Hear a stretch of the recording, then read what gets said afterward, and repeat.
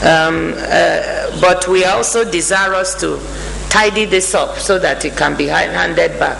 But you would agree with me that we should not be in a haste to hand something back until we are sure that the problems that were there in the first place are not going to reoccur. So it's the tension between the two, working fast to clean it up, but not trying to hold on for too long, that we are trying to address, as Distinguished said. In terms of the time frame, we need to have a look at all these legacy pension systems. As I said before, we've asked, in order to correct it and make sure that PENCOM is brought in, that KPMG continue its work.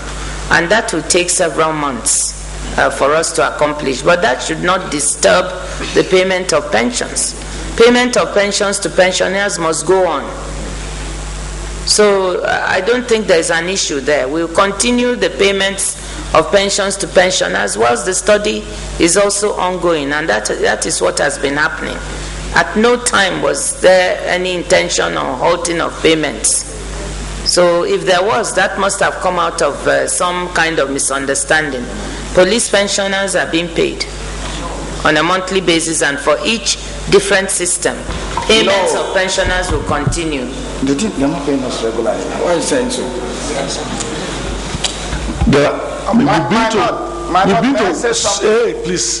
We've been to 5 zones of the country, and we have been met with no problem with the police. We have met with the deluge of complaints from policemen for not receiving their pensions.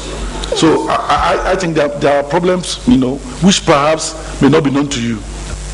Yes, you're Distinguished. There may be problems. Maybe these people are not captured in the system. Maybe there's, but I can show you, it certainly is not arising from my office. Every single month, we've got it here in this file. That's why I sent for the file. You saw me stepping out because I realized that, there might be a question. It's here month by month. How the pensions have been paid with the list. Honorable Minister, we are not talking about those ones you are paying. We are talking about those ones who have not been captured and are not being paid.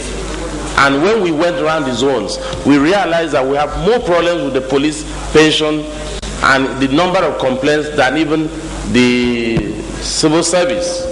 So we are talking about those ones who have not been captured, either inappropriately paid, short paid, non-payment at all. Those are the ones we are talking about.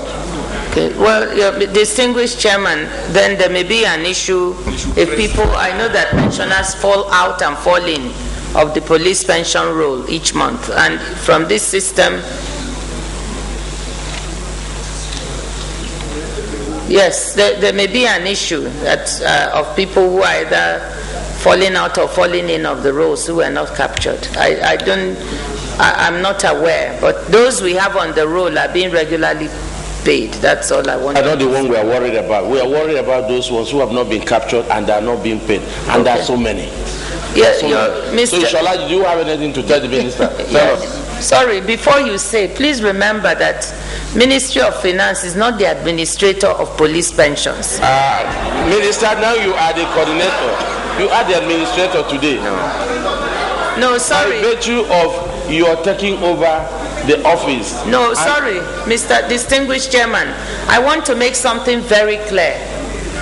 We froze the accounts of police pensions. I have not touched anything. Let me give you information, madam. In the police pensions office. Minister, let me give you. The chairman of the task team said you have taken over the office of police pension office, and he reports to you. Who? That is the task team chairman. That's what he said the other day. Mr. Chairman, I have not taken over the police pensions office. That's what he said. Taken over the police pensions office. Nobody reports to me in terms of police pensions. I want to make that very clear. I have frozen the accounts of police pensions because of fraudulent activity that was alleged.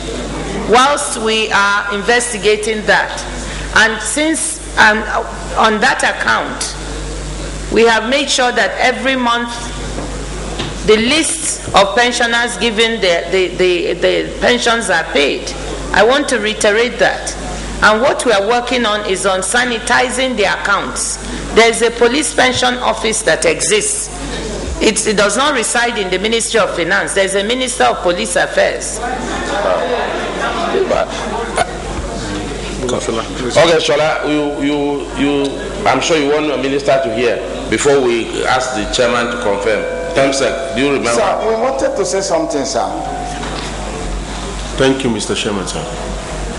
I want to read from this, my write-up, and I say, the task force has since deprived the police pension of carrying out our statutory functions and responsibility to the retirees and next of kin, who he has been able to remove from the payroll due to his limited knowledge and information on how the police pension works, which is significantly different from other pension schemes.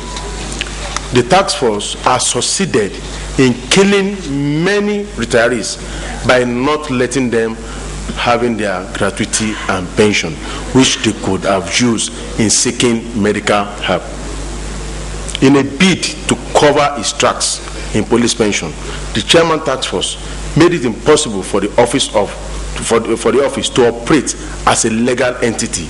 He destabilized the whole system by raising false alarm, like accusing the present director of Police Pension Office, Mr. YK Adeyemi, of embezzling 119 million, which was investigated by a reputable audit firm, KPMG, and found same to be false, making government waste funds to claim. No, sir. I'm still coming, sir. That was the false information he tabled before the Honorable Minister of Finance and Coordinating Minister of Economy, thereby bypassing the Honorable Minister of Police Affairs, whose primary role it is. This made the Coordinating Minister to freeze all the police pension accounts, including our salary and overhead account, which leave one wondering if there is more to it than meet the eye. What I want to say, listen, let me give the Honorable Minister information. Put up your mind. When we cross-examine the chairman of the task team, who he reports to, in this public hearing, must have been Wednesday, and he authoritatively informed us that in police pension, he reports to the Honorable Minister of Finance. So that's what he said. That was why we had to say you should come.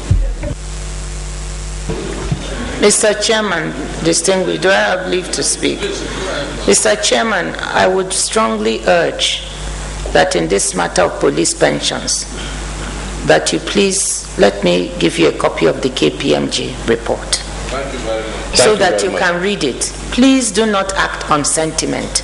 Wow. There have been anomalies prior to the appointment of the task team, anomalies since the appointment of the task team.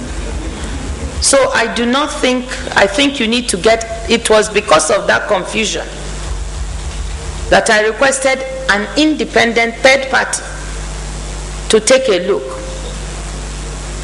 I would respectfully submit, distinguished senators, that it would be very important to take a look at this report so that you can get a picture of things that were wrong before, things were wrong after.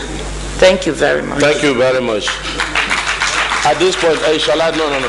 At this point, because of the exigencies of the office of the Honorable Minister being the coordinating Minister of the Economy, we would allow her to take a leave. But if there is need for you to be invited again for more information and clarification, we'll do so, and that might be at a committee level that will need you. At this point in time, we want to say you are hereby discharged and partly acquitted until when we finish the investigation. Okay, sir.